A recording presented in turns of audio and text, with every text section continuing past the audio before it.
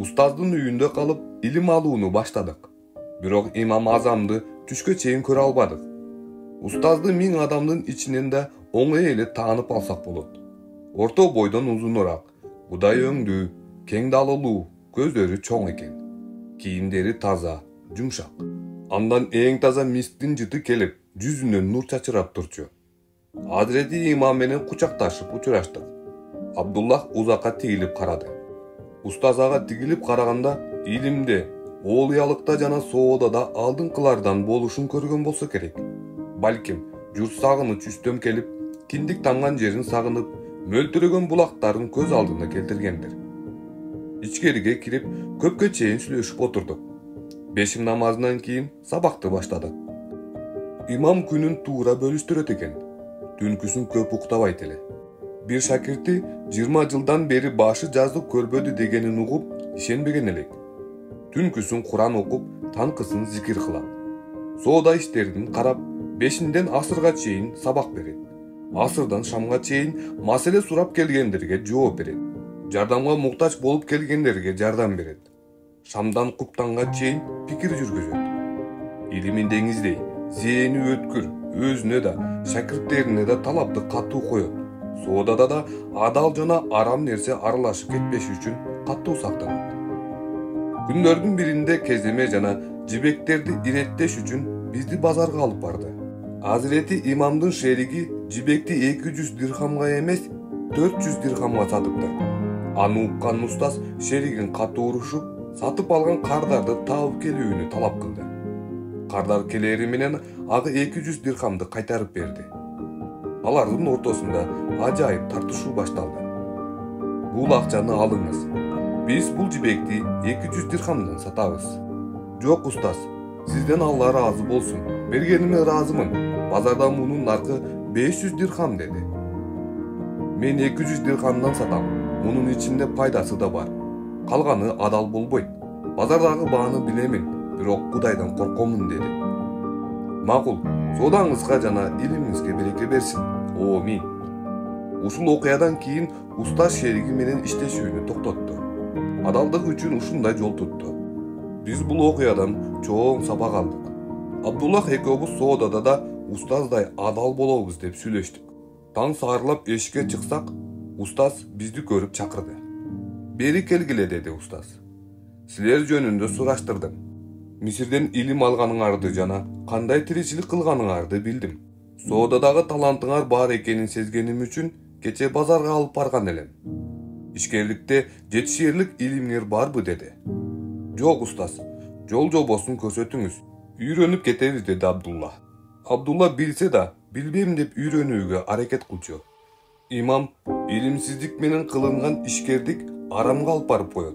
Ошондуктан соода илимин жакшы өздөштүрүш керек. Пайгамбарыбыз саллаллаху алейхи вассалам, эй мусулман ишкер, алып жана сатып жатканда, карыз берип алып жатканда дайыма жеңилдикти негиз кылып ал. Ошондо соодада да көңүлүң тынч болот жана Аллахтын рахматына жетесиң деп айткан. Ошондуктан шеригим менен ишти токтоттум. Пайгамбарыбыз саллаллаху алейхи вассалам чыныгы сатуучу эле. Меккеден буюм алып Ясрибке, Шамга алып барып сатчу. Келатканда ал жакта түрдүү буюмдары сатып алып Меккеде сатчу. Бүгүн мен да 4 тарапка кербен жиберип, соода кылып жатам. Бир күн келип силердин да чыныгы сатуучу болушуңарга ишенем. Илим алууну уланта бергиле деди. Биз бул жерде негизинен хадис шариф жана фихтын сабак алат элек. Абдуллах ушунчалык илимге чаңкап тургандай алат. Жада калса тамактанууну да эсинен чыгарып жиберчү. Илим алууга болгон кызыгуусу күчтүү болгондуктан устаздын ар бир сөзүн жүрөгүндө сактачу. Андан эмнеге зээниңдин күчтүүлүгүн сурадым. Эмнени жүрөгүмө ишенип тапшырган болсом, ал мени эч качан бушаймандыкка салган эмес жана унутуп коюш коркунуусунан азат кылган деп жооп берди. Анын жообуна таң калдым. Жүрөккө ишенип тапшыруу эмне экенин билбейт элем. Илимди жан делиң менен берилип алсаң, анан жүрөктөн орун алат туура. Бирок устаз бул түшүнүгүм бир аз ката экенин түшүндүрдү. Илимди такыбалык менен алыш керек экен. Такыба Аллах буйруган нерсени кылып, кайтарган нерседен тыйылуу. Күнөө, арам, күмөн иштерден тыйылып, илим алуу жана соода кылуу чыныгы берекени алып келет. Эми толугу менен түшүндүм. Илим жүрөккө бекем орношуу үчүн, соода берекелүү болушуу үчүн арам иштерден, күнөөлөрдөн, күмөндөрдөн тыйылып, жан дили менен аракет кылыш керек. Уфада чоң базар бар эле. Бош убактыбызда базарга чыга баштадык. Мисирден топтогон акчабызга Персиядан, Шамдан келе турган кербендерден буюм тайым алып, сатууну жолго койдук. Bir күнү bir аял келип, устазда иши бар экенин айтты. Ал урмат менен сөз баштады. Ассалому алейкум устаз. Уулумду алып кетейин дедим эле. Жайчылыкпы деди устаз. Үйдө бага турганым жок. Ал болсо иштегендин ордуна Багымдаттан Шамга чейин илим менен алек деди. Устаз иштеши үчүн элеби деп сурады. Ооба, өзүм иштей албайм.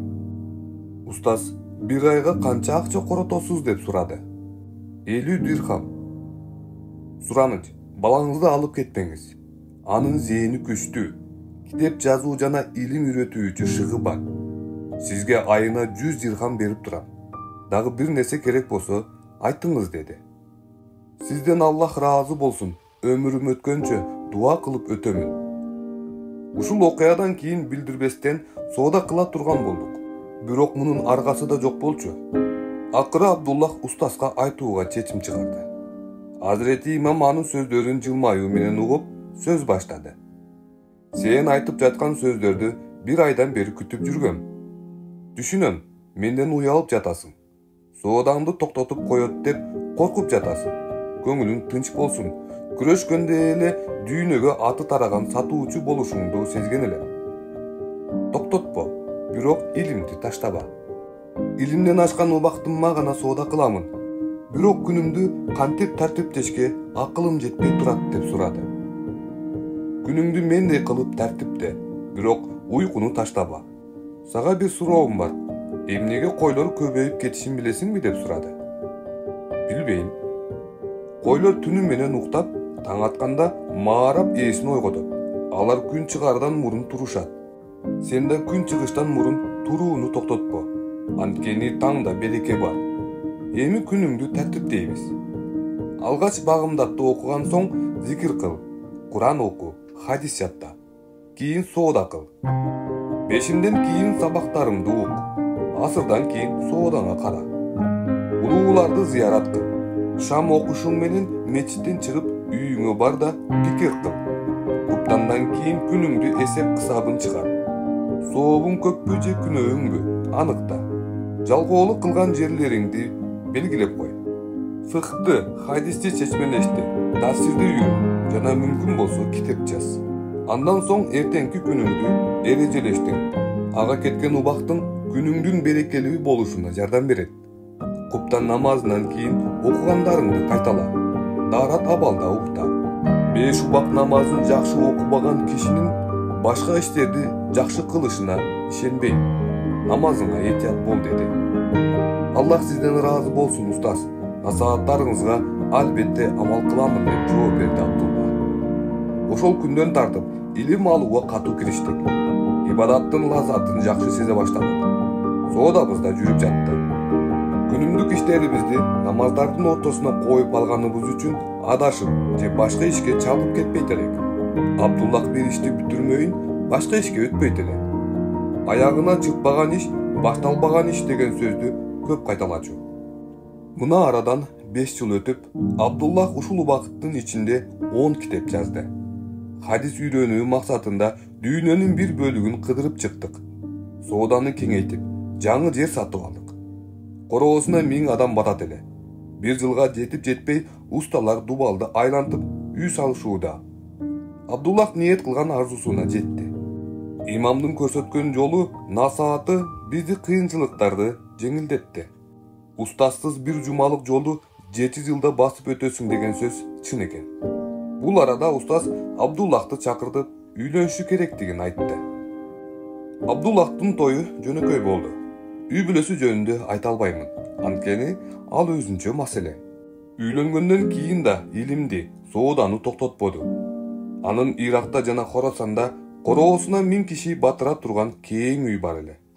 Ilim izdep soodagerlik menen жүрgөндүктөн 10дон ашык мамлекетте үйлөр бар болчу. Ал үйлөрү да бош эмес, муктаж, жаш үй бүлөлөргө берилген жана качан барса ошол үйдө турушка уруксат алган эле.